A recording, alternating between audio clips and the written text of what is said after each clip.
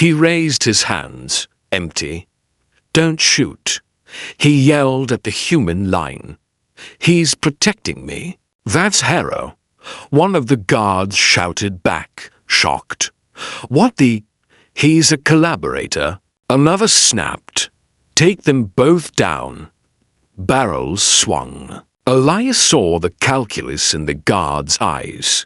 He saw the same in the alien visors. To both sides, he was expendable. To both, he was proof of something they hated. In the eye of the storm, Raykal moved. It stepped in front of Elias, making itself into a living wall between him and both sets of guns. All forearms spread, claws out. "Enough," it thundered. "No more orders. No more killing for you. For any of you." It turned its head slightly, addressing Elias without looking away from the threat. "Tell them," it said in basic. "Tell both." "I choose." Elias's brain scrambled for words big enough to fit the moment. He took a breath. "Listen," he shouted, voice cracking. Years of quiet academia had not prepared him for battlefields. "Both of you, you're all making the same mistake." A laser bolt sizzled past his ear, scorching the wall. He flinched but kept going. "To you," he yelled at the humans. "He's a monster, a weapon, something you can point and fire. To you," he shouted at the aliens, switching to the few loanwords of their language Raykal had taught him in the last frantic minute. "He is warrior slave, property. You come to steal back your weapon." The nearest armored alien stiffened at the word slave. One of the humans spat at property. "None of you," Elias said, "are looking at him the way he's looking at all of you right now. Like choices, not orders." He put a hand on Raykal's forearm. It was like resting his palm on a bundle of coiled cables. He'd throbbed under the skin. "He had every reason to kill me," Elias said. "Your warden locked us together, so he would. Your readers told him to. You both wanted me dead." He locked eyes with the nearest guard. "He didn't do it. He protected me." "He's manipulating you," a guard shouted. But there was doubt in his eyes now, sliding under the training. "Is he?" Elias shot back. "When the rescue team came, they ordered him to kill me. He broke their orders. When you aimed at me, he stepped in front of your guns. Does that sound like a mindless beast to you?" He turned toward the aliens, heart hammering. "And you," he said, trying to mimic their syllables as best he could.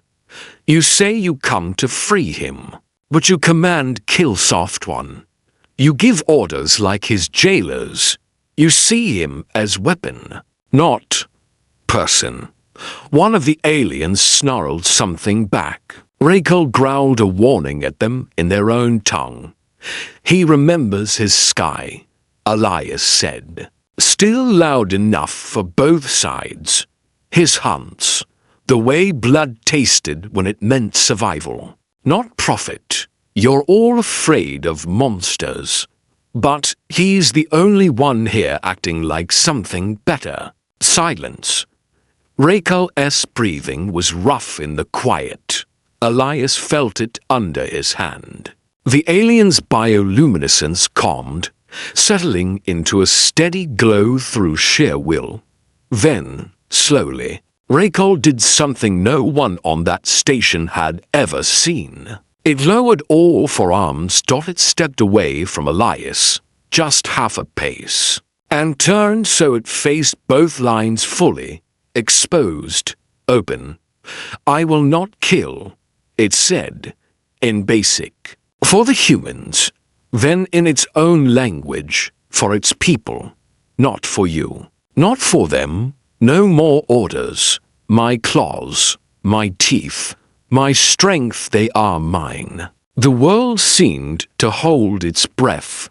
Elias knew, with sharp and painful clarity, that this was the fulcrum, the point history would look back on, if anyone survived to write it, and say, that's where it started to tip. A human sergeant lowered her rifle first. She was older, lines at the corners of her eyes, a streak of grey in her hair under the helmet. She looked at Elias, at Rakel, then at the dead alien on the floor of the cell.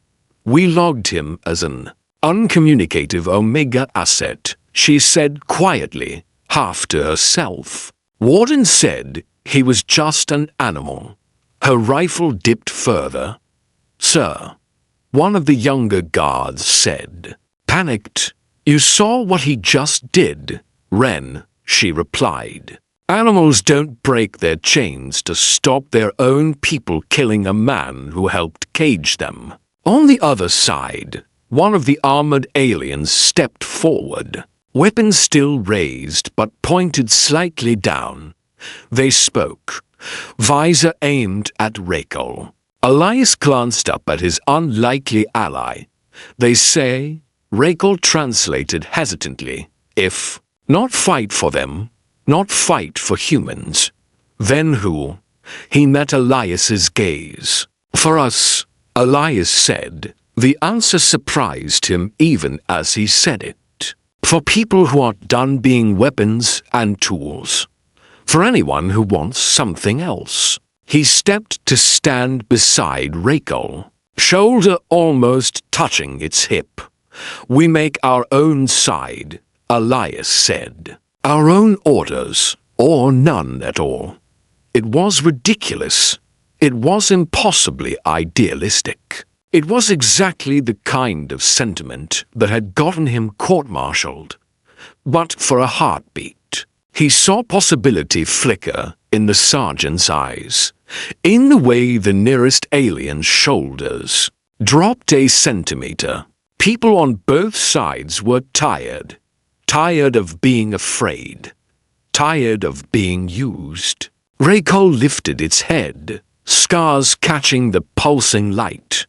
Then it fumbled for the right word. Protect that. Protect you. It touched its chest. Not beast. Not weapon. Then, carefully, the word it had heard from Elias before. Protector. It felt like a vow. The rest of the night, if you could still call it night, blurred into a frantic scramble. The sergeant ordered her squad to stand down. At least here. At least now. The aliens, seeing a chance instead of an enemy, agreed to a tenuous ceasefire long enough to get Rakel to the hangar. Along the way, more skirmishes flared and fizzled as words spread in confused fragments. The beast has turned. It's loose. It's talking. It's on their side. It's on no one's side. It's protecting some human. Harrow's with it. Harrow's dead. Harrow's leading it. Reality threaded a line between all the rumors. Elias and Rakel fought back to back more than once, not because of orders, but because they chose to dot at one checkpoint. A squad loyal to Warden Kessel tried to cut them off. Kessel himself appeared on the overhead. Screens, face twisted with rage. Do you see? He screamed, broadcast voice cracking. This is what happens when you start pretending monsters are people. Harrow, you've doomed us all. The squad raised their guns. Rakel stepped in front of Elias again. No, it said, voice carrying to every corner where Kessel's image glared. This is what happens when you treat people like monsters. Then it roared. Not the rage roar of battle, but something else, a sound that said, I am here. I am awake. I choose. Some of the guards dropped their weapons and ran dot by the time they reached the hangar. Alarms had shifted pitch. The station's AI, slow to adapt to a situation that didn't fit any parameters, started issuing evacuation notices instead of lockdown commands. Fires burned into docking rings. A shuttle was already half-launched. One of the alien raiding craft tearing itself free of restraining clamps. Elias stumbled up the ramp of an unclaimed shuttle, lungs burning. Rakel followed, ducking under the too small doorway with a grunt.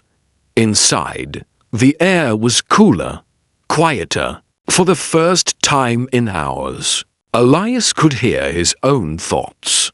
His legs decided they were done and folded. He sat hard on the deck plates. Galactic lowered itself to one knee, favoring its injured side. The wound there pulsed dull red, but the bleeding had slowed. Alien physiology, stubborn and efficient. Don, Rakel said after a moment. Elias blinked. What? You say? Rakel reminded him. They come back, Don, to see if you live. If beast, kill you. Elias laughed, half hysterical, half exhausted. I guess we changed the experiment parameters, he said. I lived. You didn't kill me. And at dawn, he glanced toward the forward viewport, where the curve of the station's outer hull was already falling away. As the shuttle's engines spun up, we won't be there. Rakel tilted its head. Dawn, it repeated, rolling the word around. Then, after a beat, new, light. Elias swallowed. His throat felt tight again. Yeah, he said softly, something like that. He hauled himself up into the pilot's chair. He wasn't rated for this class of shuttle, but basic controls were similar enough. Across the hangar, human and alien eyes watched, some hostile, some curious, some oddly hopeful. He opened a wideband channel. This is Dr. Elias Harrow, he said, voice steadier than he felt. Former Commonwealth xenopsychologist, officially declared traitor to the state as of 14 hours ago. He glanced at Rakel, who watched him with that single, bright eye. I suppose I should update that. Traitor to 2 states. Now. He took a breath. I am leaving this station with Subject 7A, designation Rakel, who I now recognize not as an asset, but as a person. Any forces that attempt to stop us will be fired upon in self-defense. He heard a hiss from someone on the deck below. The sergeant's voice, low, amazed. He really said it. If you're tired of being told who to fear, Elias added, surprising himself as the words came. If you're tired of being tools in someone else's war, remember this moment. Remember that the thing you were taught to fear most chose, when given the chance, to protect instead of kill. He cut the channel. Rakel shifted closer, one massive hand resting gently on the back of Elias's chair. You speak like leader, it said. I'm a terrible leader, Elias muttered, setting thrusters and vectoring away from the station. Ask anyone who's ever sat through my lectures. Rakel huffed. Lectures, it echoed, amused. You lecture world now. Stars wheeled into view. Elias' fingers moved across controls on instinct, muscle memory taking over where training left gaps. Behind them, the prison station shrank, a dark wheel against the starfield. Small explosions dotted its surface like fireflies. Somewhere inside, Warden Kessel screamed into dead channels as his experiment crumbled. Where now? Rakel asked softly. Elias watched the stars. So many directions, all of them unknown. Somewhere they don't know your name, he said. Or mine. Wrong, Rakel said. Elias glanced back, startled. Wrong. Rakel's bioluminescent lines glowed steady. Calm. Its eye was bright and clear. They know name. It said. It tapped its chest. Rakel. Then, gently, Elias's shoulder. Elias. It looked out at the stars. They will know, it said, voice quiet, but full of something new. Not hunger, not rage. Hope. They will know we choose. Elias sat back in the pilot's chair, sudden tiredness washing over him in a wave. You realize, he said faintly, we just made ourselves the most wanted duo into sectors. Rakel considered that. Duo, it said carefully, savoring the new word. Two? Not alone. Not alone. Elias agreed. He set a course at random, picked a vector that took them away from military patrol routes and trade lanes, and hit the jump.